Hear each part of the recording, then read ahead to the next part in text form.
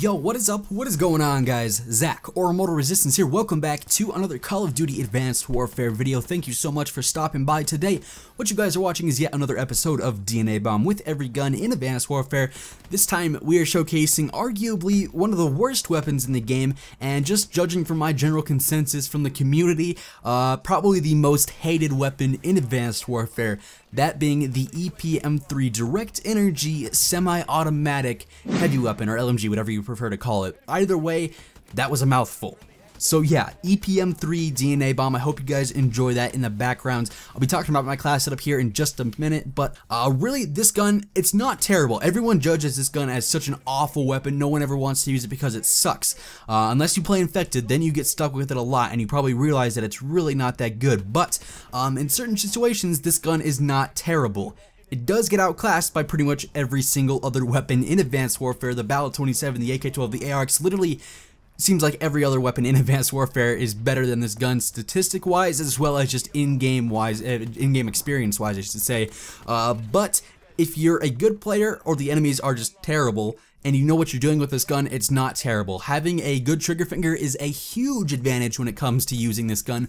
The faster you can get off these bullets, or I guess lasers, because it's a direct energy weapon, the faster you can shoot this gun, it's going to be easier to kill the enemies depending on your range and depending on where you hit them. And long range kills with this thing are pretty much non-existent. Let me tell you now.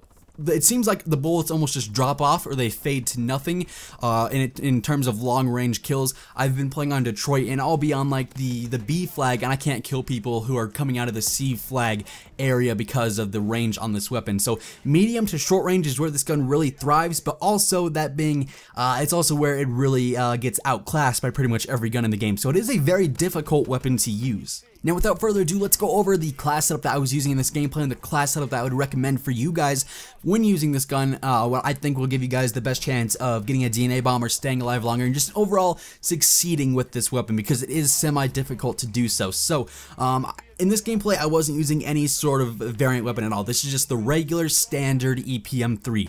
On it, I had stock and heatsink. Those are probably the two best attachments that I can give you guys. Heatsink being the very, very important one. Stock is just sort of personal preference.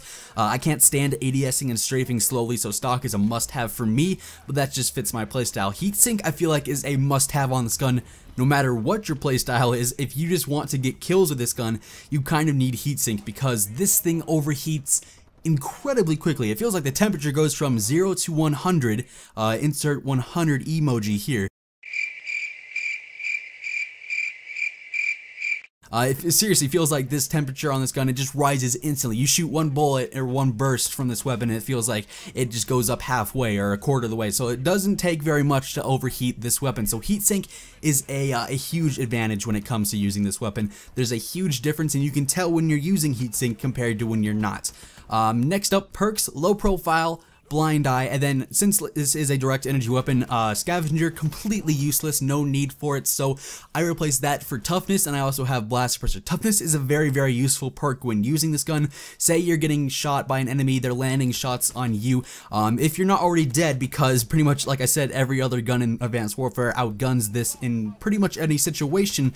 Having toughness is going to be a big, big advantage, because there is a little bit of recoil on this weapon when you're spraying it at a faster fire rate, because you have a good trigger finger or a scuff or something like that. The recoil is a little bit more noticeable. I also had the EXO overclock ability on there. That's without a doubt my favorite EXO ability. I use it on all of my classes. And then UAV and system hack to wrap up the class setup. On my UAV, speed, threat detection, and extra time, and on my system hack, I disable EXO, extra time, and the flash upgrades. And let me tell you right now, having that disable EXO on your system hack is a huge, huge advantage when it comes to using the EPM3. Being able to take away your enemy's ability of maneuvering around the map with their EXO double jump or their EXO boost or burst, whatever you want to call it, it helps so much when getting kills with the EPM3, because it limits how fast they can move and where they can move to and fro, because that seems classy. But anyways, yeah, so that's the recommended class setup that I would give you guys. This is pretty much going to do it for today's video. I hope you guys enjoyed. If you guys did and you want to leave a like rating, it's greatly appreciated. As always, I will catch you guys next time. Stay happy, stay positive, and have an awesome rest of your day. Peace out.